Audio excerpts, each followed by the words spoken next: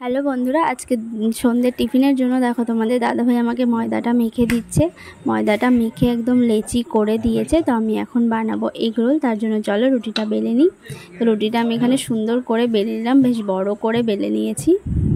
আর এখানে দেখো আমার সবকটা রুটি বেলা হয়ে গেছে। এখানে শসা কুচি, পেঁয়াজ কুচি আর 2 রকমের সস নিয়ে নিয়েছি।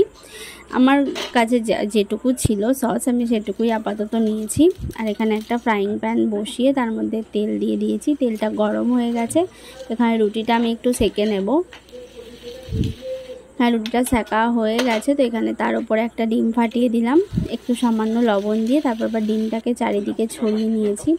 ওপর থেকে হয়ে গেছে। তো দেখছো নিচ থেকে রুটিটা বেশ লাল লাল হয়ে গেছে। এবার আমি রুটিটা নামিয়ে নিলাম।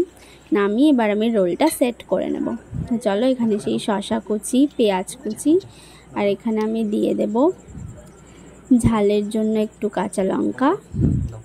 আর এখানে একটু দিয়ে দিলাম বাদাম, যেটা ঘরে ছিল। বললাম ঘরে যা ছিল আমি তাই দিয়েই জাস্ট বানিয়েছি।